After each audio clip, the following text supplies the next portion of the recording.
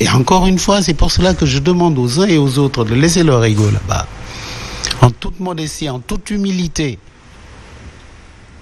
d'accepter la main tendue pour aller discuter. On n'a pas dit que s'ils y vont, les élections ne se feront pas le 2. On n'a pas dit ça. On a dit venez qu'on voit.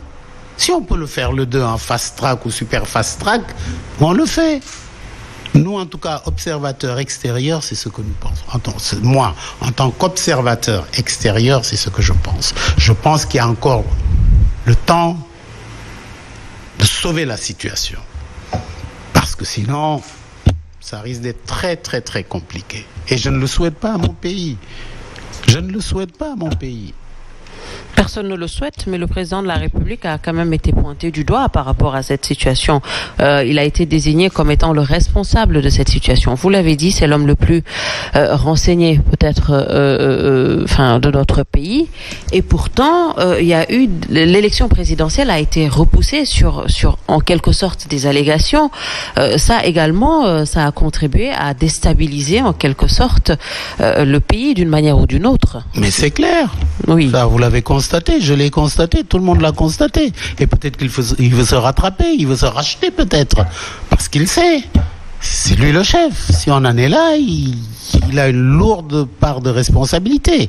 Les autres politiciens aussi, certainement. Mais le premier, la responsabilité première, c'est lui. Donc c'est à lui de le régler. Et puisqu'il veut le régler, et encore une fois, je vous dis, le monsieur que j'ai vu, Macky Sall, que je connais depuis très très très longtemps, il m'a semblé très sincère. Et je crois qu'il est sincère. Et je demande à ce que les gens... Écoutez, c'est où vous essayez, peut-être qu'il y a une porte de sortie, peut-être qu'on trouve une solution, ou vous refusez d'y aller, on va vers le précipice. C'est clair. Les gens n'ont pas le choix. Ah, d'après moi, mais nag man sama xam-xam muccul lolu ci mbiru politique. Moi, je prends ça de très loin. Donc, ils ont intérêt, en tout cas, à aller dialoguer. Enfin, c'est ce que les gens... Ouais. Non, il faut qu'ils y aillent. Il faut qu'ils y aillent. Je sais qu'il y a des gens... Non, allez-y.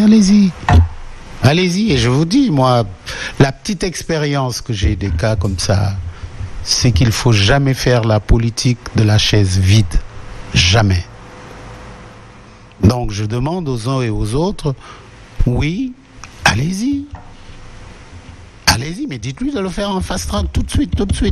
Dès demain, après-demain, qu'il lâche les gens et qu'on voit ce qu'on fait. C'est notre pays quand même. C'est notre pays. Et on n'a pas le temps. Non seulement on n'a pas le temps, mais il y a également, en tout cas, les pays voisins, on voit un peu ce qui se passe et on n'a pas envie de vivre la même chose. On ne voit pas un peu, on voit réellement et on voit tous les jours ce qui se passe. Et il ne faut pas que le Sénégal tombe dans ça. Ce serait dommage. Mais ne pensez pas que ça ne peut pas arriver. Vous serez naïf de penser que ça ne peut pas nous arriver. Et c'est ça qu'il faut éviter. Tous les coups, par tous les moyens, y compris par le dialogue. Moi, en tout cas, je ne dirai jamais à quelqu'un ne va pas autour d'une table. Jamais. Il faut toujours aller autour de la table et vous dites vos vérités, vous dites ce que vous voulez. Ceci dit, encore une fois, pour permettre à tout le monde d'être autour d'une table, mais convoquez-les. Et de femmes préalables, l'Union aussi. Et y compris d'ailleurs celui qui est à Doha, il n'a qu'à venir ici autour d'une table également, lui-même. Karim Wade? Oui. Qu'il vienne, que tout soit là et qu'on voit comment on règle nos problèmes. Que ñoom ñëpp ñu mën a bokk ci élection yi également. Loolu de moo gën bu ñëpp bokkee ñu seet nag ñi nga xam ne ñoom la Sénégalais yi bëgg a tànn ñu tànn ko. baax na baaxul baax na. waaye ki ñu bëgg a tànn na ñëpp ñëw ku ci ne nga samp sa ndënd ñu seet lu ñuy def. On va devoir revoir le processus, peut-être. Mais peut-être.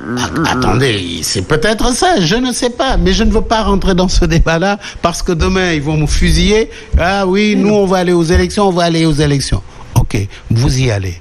Et après?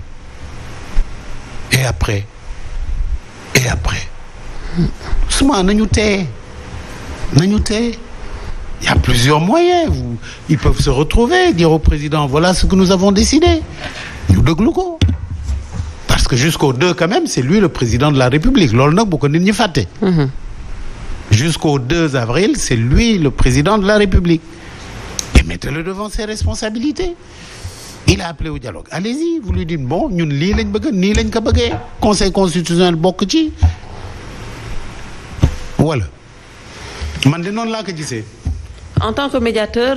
Non, je ne suis pas médiateur. J'aime bien ce mot. Vous allez m'excuser, mais j'aime bien ce mot. En tant que médiateur... Facilitateur. Facilitateur, comme vous voulez. On va s'adapter.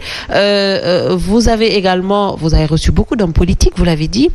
Essayez d'entrer en contact avec Karim Wade pour xool un peu aussi lan de mon côté, peut-être lu tax ba tey gisaguñ ko ci langue politique au Sénégal gi. Non? La dernière fois que j'ai parlé à Karim Wade, il y a quelques mois. Et? Non, et?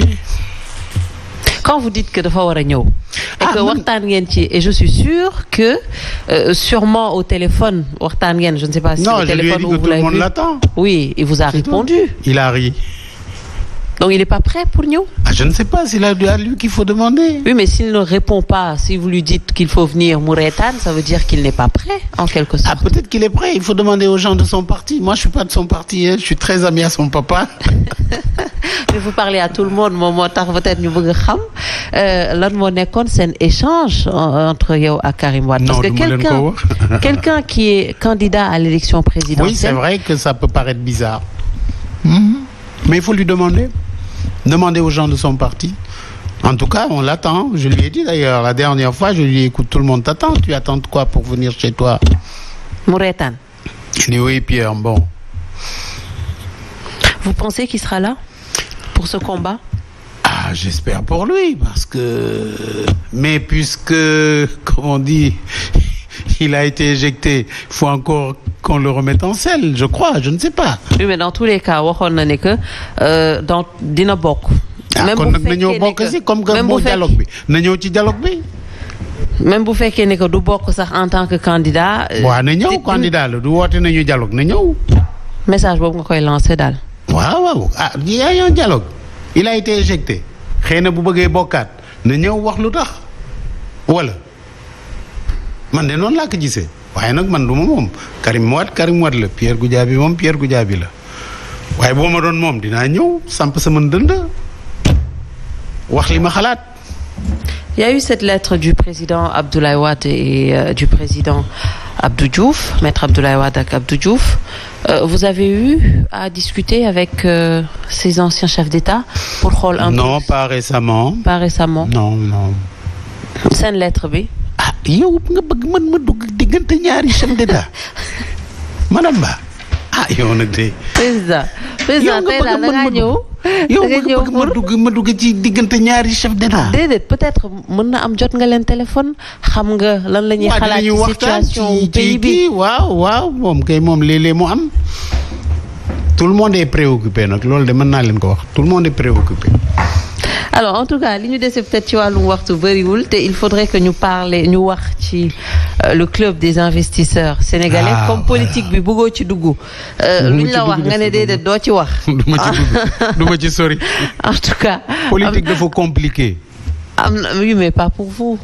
Si. Vous avez longtemps fréquenté les acteurs politiques. Vous avez eu à les côtoyer. Xam bu baax yenn stratégie xam bu baax lan la ñu war a tegal lan la ñu war a teg. Absolument.